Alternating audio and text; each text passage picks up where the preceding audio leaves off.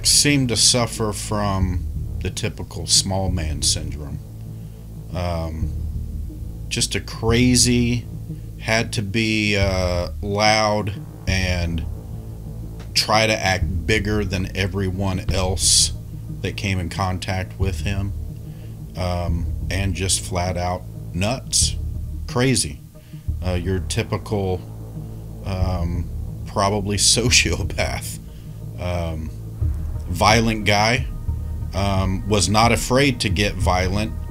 There was it seemed like he had a strange sense of drive to try to make whatever life he had around him better, although that came at the cost with people's lives around him.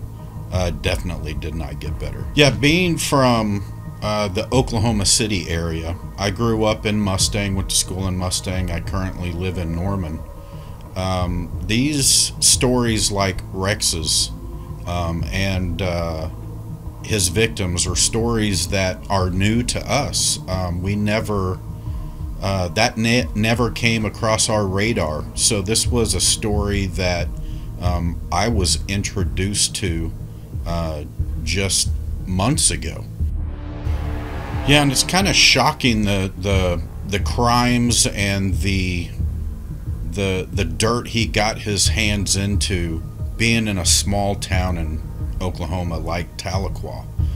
The crimes that he committed, some he possibly committed, seemed much larger of an event that would take place in a larger city. Nothing like small town Tahlequah. So I started stand-up comedy roughly 3 years ago. We're getting close to about 3 years ago. And so having the opportunity to portray this character, this guy Rex Brinlee, and how violent and crazy this guy was, is sort of a stretch for me. However, you have to be a little bit crazy to even try to start stand-up comedy. So there is a good method to channel my own craziness and lack of fear to channel into this part. I love the I'll say imagination. A lot of the things that was caught in interviews with people that had interactions with Rex that possibly knew Rex. You know, we're trying to portray to people today.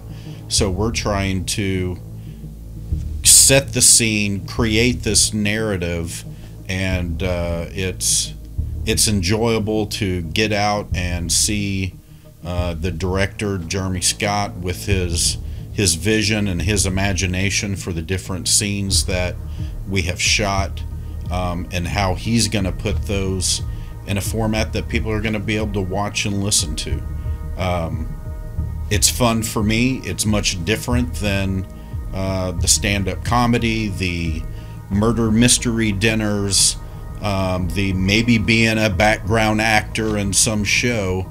I actually get to channel my own inner imagination into putting all I can into making my version of Rex in this film believable and hopefully a little irritating, scary, creepy for the people that will be watching.